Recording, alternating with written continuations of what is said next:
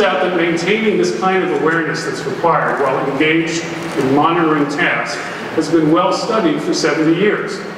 Research psychologists call this the vigilance decrement. The research started during World War II, when it became clear that radar operators looking for enemy movement became less effective as their shift wore on, even if they kept their eyes on the task. So in 1948, a research psychologist named Norman Mackworth wrote a seminal paper.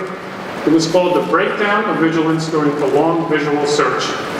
The experiment that he performed used a clock that he devised that only had a second hand, except that the second hand would occasionally and randomly jump by 2 seconds instead of 1. So it turns out that even if you keep your eyes on the clock, on the Mackworth clock, this graph here shows that over 2 hours of time, your performance at detecting these 2-second jumps will decrease in proportion to how long you do it. So as I promised you at the beginning, we're going to give you a test. It's a 20-second long test that I warned you you were going to have, but it's not too long, so let's see how it goes. I want you to watch the second hand of this clock here, which just like Mackworth did, every time the hand bumps by 2 seconds instead of 1 second, I want you to clap your hands. So we'll have you do the Mackworth test. You ready? Here we go.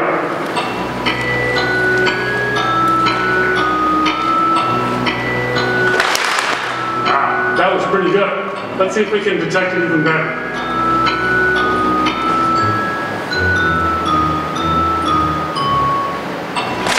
All right, excellent. You guys did great. You all get A's. But let me ask you a question where I think you might not get an A. How do you think you'd do if you had to do that test for 2 hours? Not so good. And going back to cars, how about being given the task to remain vigilant, supervising the autonomy, ready for a possible handoff at a moment's notice for level 2 autonomy over 2 hours? Pretty tough. So does this kind of evidence, which has been going on since the 1940s as a research study program, mean that level 2 autonomy is a bad idea? There are some companies that have already decided that the challenges may be too difficult, and they've decided to skip levels 2 and 3. We're not sure. It turns out that we're finding some evidence that certain activities, and this does not include texting, so please don't misunderstand, seem to reduce the vigilance decrement over time. We're actually finding that some mild secondary tasks may actually help to maintain situational awareness despite time going on. For example, think about long-haul truck drivers. They have extremely good safety records comparatively, and you have to ask yourself, how do they do it? Well, perhaps it's because they employ mild secondary tasks to help them keep vigilant. They talk on two-way radios. They scan the road ahead. We know, of course, they look for speed traps. Well, almost all of us, when we've had a long car trip, have listened to the radio, perhaps as a way of staying alert during a long drive. Now, if you talk to safety experts that have studied this, there are divided opinions over whether doing that kind of secondary task is a good idea or a bad idea. Now, as Bob said earlier, the human-machine interface and the human-car relationships are extremely important to Toyota. We at TRI continue to explore this issue, and we're continuing to try to find answers. So we don't know. But what we do know for sure is that as we move forward towards the ultimate goal of full autonomy, what is most important is to strive to save as many lives as possible in the process, not just at the end.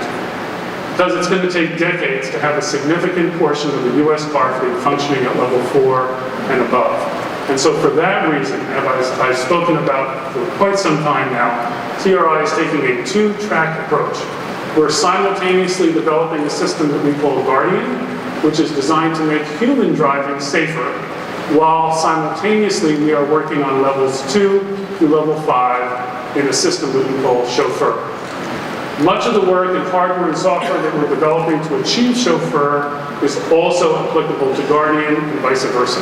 In fact, the perception and the planning software that's in the Guardian and Chauffeur systems that we're working on are basically the same. And so the difference is that Guardian only engages when it's needed, while chauffeur engages all of the time whenever the autonomy is turned on. This video here demonstrates an early prototype of our Guardian simulator, which we have at our temporary facility in Palo Alto. I'm very happy to say that we're now working on a new, highly advanced simulator, which we're going to show off soon, in our new permanent facility in Palo Alto that we're currently in the process of moving into. So to understand Guardian, we can think about anti-lock brakes, vehicle stability control, automatic emergency braking as early forms of Guardian. But the Guardian that we're thinking about goes beyond that. And when it arrives, it'll be a hands on the wheel, eyes on the road, only when needed system that merges human and vehicle situational awareness. The Guardian driver is meant to be in control of the car at all times, except in the cases where the Guardian anticipates or identifies a pending incident and briefly employs some kind of corrective response. Depending on the situation, Guardian can alert the driver with visual cues, with audible alarms, and then, if necessary, influence or control speed and steering the same way that a chauffeur would do, but only temporarily. Like Yui, the concept I agent, Guardian employs artificial intelligence. And like Yui, the plan is for Guardian to become smarter and smarter through both first-hand data gathering experience and intelligence that is shared via the cloud. Over time, we expect Guardian's growing intelligence will allow it to sense things more clearly and more quickly process and more quickly anticipate a wide array of situations on the road. Now, every year cars get safer. One reason is because every year automakers equip vehicles with higher and higher levels of both active and passive safety. In ever-increasing numbers, with active safety, vehicles are already being entrusted to sense a problem, to choose a course of action, and then to respond, assuming for a brief period control of the vehicle. Which brings me back to concept I and how we think about it at TRI. At TRI, we think that Yui, the concept I agent, might not only be a way to engage with human beings and provide useful advice to the driver. We think it might also be a way to modulate and maintain the driver's situational awareness using mild secondary tasks to promote safety.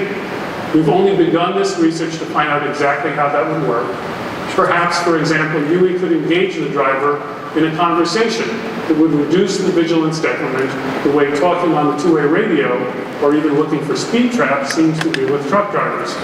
We think that the agent might be even more effective because Yui would be coupled to the autonomy system in the car, which would be constantly monitoring the car's environment, both inside and out, merging human and vehicle situational awareness. We're not sure, but at TRI, we're aiming to find out. Now, Toyota's involved in many aspects of making future cars safer and more accessible. Yui in Concept I is a small part of that work, but it has the potential for becoming more than a helpful friend. It has the potential for becoming the kind of friend that looks out for you and keeps you safe. It has the potential to become a guardian as well as a chauffeur. And so our goal at TRI is to someday create a car that will be never be responsible for causing a crash, whether it's being driven by a human being or being driven by a computer. Concept I, in summary, may become a key part of that plan. Thank you very much.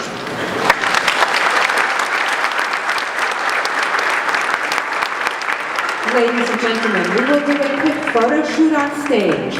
When the photo shoot is complete, we will invite the press to stage to look at the car.